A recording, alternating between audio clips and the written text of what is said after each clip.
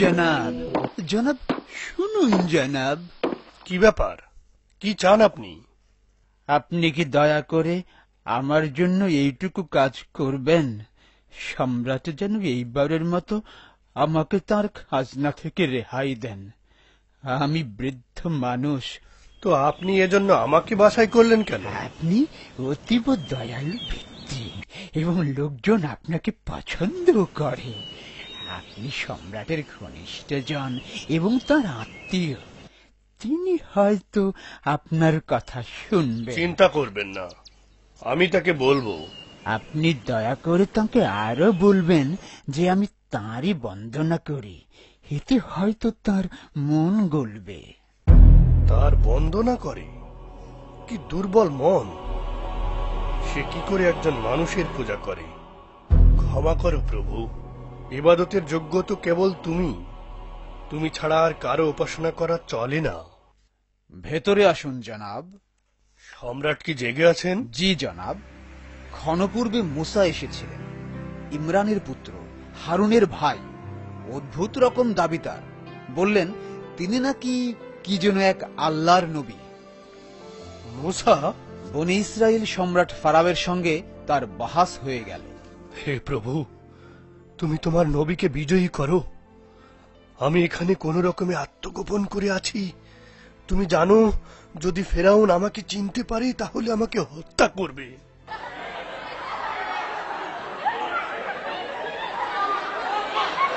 তুমি যদি সত্যি নবী হয়ে থাকো তাহলে নিশ্চয়ই তোমার কিছু অলৌকিক ক্ষমতা আছে। কই সেরকম কিছু আমাদের দেখাও।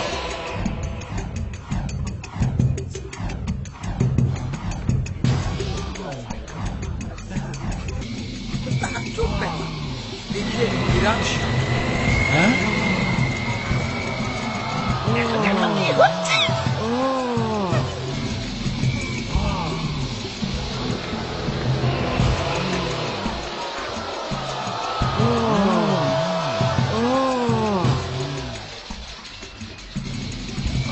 বাবারি দেখো না কি হচ্ছে।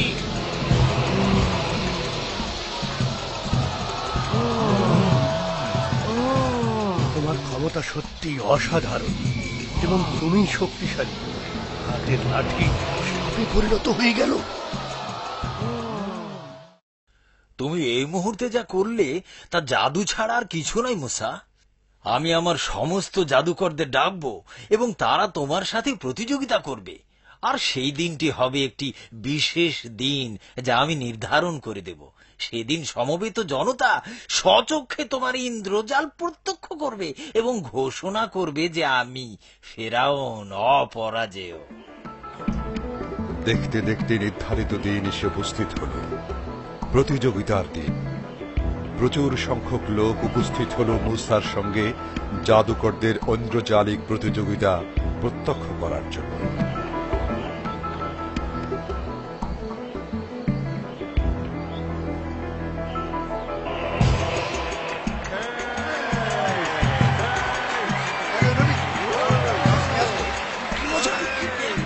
জাদু হবে, জাদু দেখবো।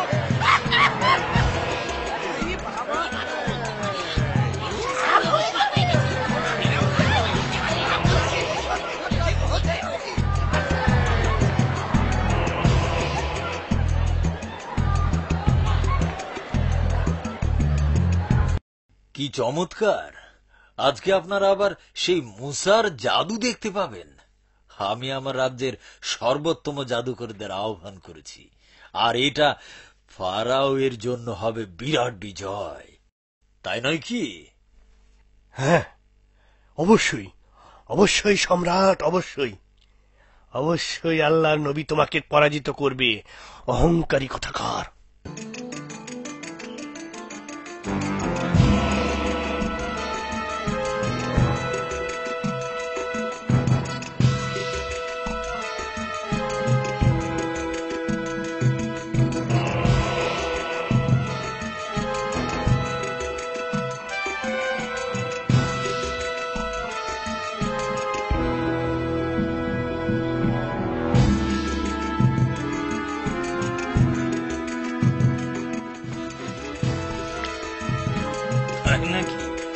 করো। মহান প্রভু ফারাওয়ের নামে আমরাই জিতব।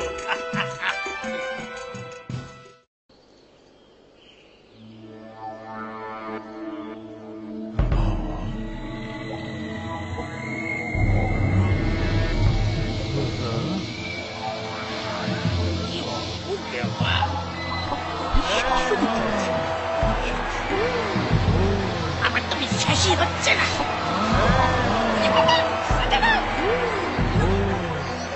আমি এখনো বিশ্বাস করতে পারছি না, কিভাবে সম্ভব? এটা অন্য সাপদের খেয়ে ফেলছে। ওটা মুসার সাপ। এটা কি করে ঘটল? শুকরিয়া সেই মহান প্রভু, যিনি তার নবীকে বিজয়ী করেছেন এবং মানুষকে তার অলৌকিক ক্ষমতা দেখিয়েছেন। আমরা মুসা আর হারুনের আল্লাহতে বিশ্বাস করি। আমরা মুসা আর হারুনের আল্লাহতে বিশ্বাস করি। তোমরা আল্লাহতে বিশ্বাস করো আমার অনুমতি না নিয়েই?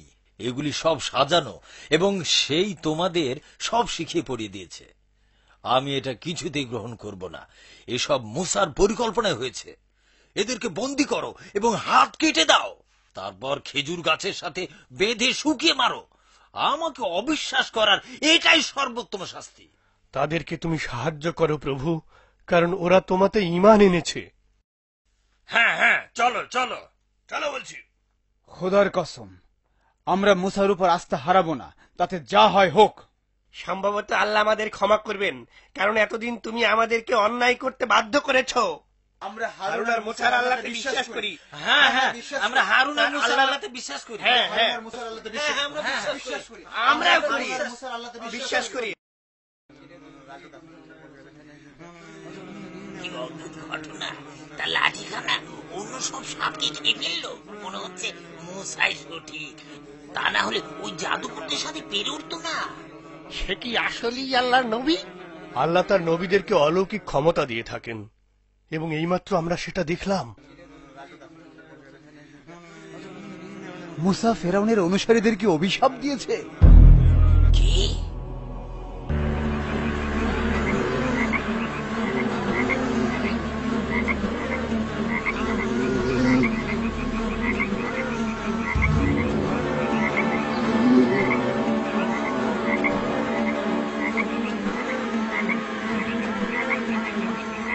এটা মুসার অভিশাপ। পোকামাকড় আর ব্যাঙ এসে আমাদের সব খাবার খেয়ে ফেললো। আরে আমাদের খাবার বলতে কিছু রইলো না।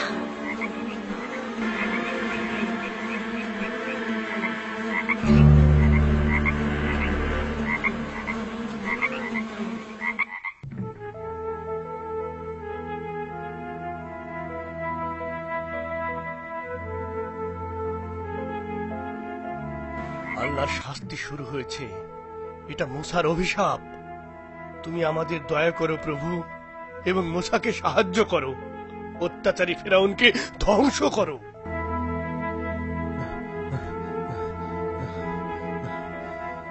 জনাব, সম্রাট আপনাকে ডেকে পাঠিয়েছেন। কি ব্যাপার? মুসার অভিশাপ তাকে ধরেছে, তার সব অনুসারীকেও ধরেছে। তারা পানি পান করতে নিলে তার রক্তে পরিণত হয়ে যাচ্ছে। বলেন কি?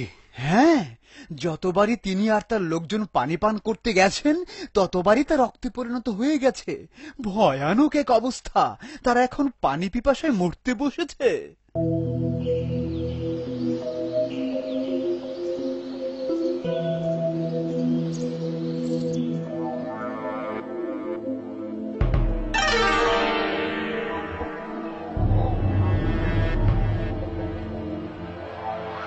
আবার পানিটা রক্তে পরিণত হয়ে গেল।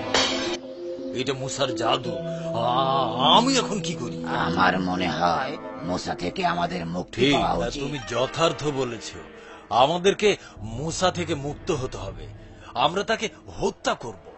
সৈনিকদের খবর দাও এবং বলো যে আমি মুসার খণ্ডিত মস্তক চাই। না, আমি আর নীরব থাকবো না। আমি মুসাকে হত্যা করতে দেব না। এতে তোমার বিপদ আরো বাড়বে, বই কমবে না। কিছুতেই তাদের আল্লাহর নবীকে হত্যার সুযোগ দেব না, এমনকি যদি তা আমার নিজের জীবনের বিনিময়েও হয়। তুমি কি শুধু এই কারণে একজনকে হত্যা করতে চাও যে কিনা এক আল্লাহর উপর ঈমান এনেছে এবং মুজেজা দেখিয়ে তোমার দেওয়া শর্ত পূরণ করেছে? কি বললে তুমি? মহামান্য সম্রাট, যদি মুসা মিথ্যা বলে থাকে তাহলে সে তার দ্বারা তার নিজেই ক্ষতি করবে। যদি মুসা তার বাক্যে এবং কর্মে সৎ না হয় তাহলে আমাদের সবার উপর, যারা তার কথায় বিশ্বাস করেছি তাদের সবার উপর আল্লাহর শাস্তি নেমে আসুক। না, সত্য কেবল সেই কথাটাই যেটা আমার মুখ দিয়ে বেরিয়েছে, এবং সম্ভবত আমি যা জানি তার কেউ জানে না। আমি হচ্ছি মহান ফেরাউন। আমি মুসাকে হত্যা করব, হ্যাঁ, তাকে হত্যা করব, তাতে যা হয় হবে। না না সম্রাট, আমার ভয় হয় পূর্ববর্তী লোকদের মতো আপনিও না আল্লাহর অভিশাপে ধ্বংস হয়ে যান। নূহ আর দাউদ আলাইহিস সালামের কওমের কি দশা হয়েছিল তা নিশ্চয় আপনার জানা আছে। একবার ভেবে দেখুন। প্রতারণা বন্ধ করো আর মুসাকে পরিত্যাগ করো, বুঝলে? তোমরা কোন যুক্তিতে এসব কথা বলছো? সে কি তোমার সব পরীক্ষায় উত্তীর্ণ হয়নি? তুমি তাকে পরাজিত করার জন্য রাজ্যের সব বড় বড় জাদুকরদের একত্রিত করনি? এরপর তাদের দিয়ে কি মুসাকে পরাজিত করতে ব্যর্থ হওনি? সে কি শত শত লোকের সামনে তোমাকে তার ক্ষমতা দেখায়নি? নিজেকে আল্লাহর নবী হিসেবে প্রমাণের সব পরীক্ষাই তুমি তার নিয়েছো। আর কি চাই? যথেষ্ট হয়েছে। তুমি এবার ধরা পড়ে গেছো। তুমিও মুসাকে বিশ্বাস করো, তাই নয় কি? তুমি বিশ্বাসঘাতকতা করেছো, এর উপযুক্ত শাস্তি তুমি পাবে। তুমি কি দেখোনি যে ওই জাদুকরদের আমি কি করেছি? আমার শাস্তির ভয় কি তোমার নেই? এই মুহূর্তে মুসার সঙ্গ ছাড়ো, নইলে... খোদার কসম, মুসা আমাকে যে পথ দেখিয়েছে তা আমি কখনো পরিত্যাগ করব না। মহামান্য সম্রাট, মুসা এবং তার অনুসারীরা পালিয়ে গেছে। তারা এখন সমুদ্র পাড়ি দেওয়ার চেষ্টা করছে। সেনাবাহিনী তলব করো, তারা কিছুতেই পালাতে পারবে না। আমি তাদের সবাইকে হত্যা করব, আর আর তোমার জন্য শাস্তিটা বরাদ্দ রইল। চলো চলো বলছি।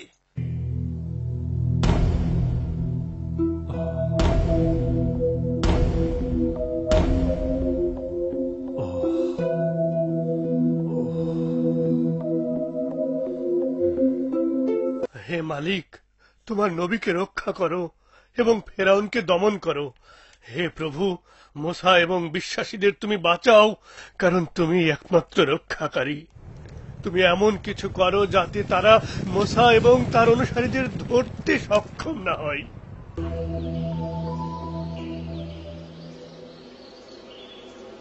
তুমি কি ফারাওকে আমার অনুরোধের কথা বলেছিলে? না, তিনি প্রাসাদের বাইরে গিয়েছেন। তো যখন ফিরে আসবেন তখন বলুন। সম্ভবত তিনি আর ফিরে আসবেন না। কি বললেন? উদ্ধত ফেরাউন মুসা আলাইহিস সালামের পিছু ধাওয়া করল।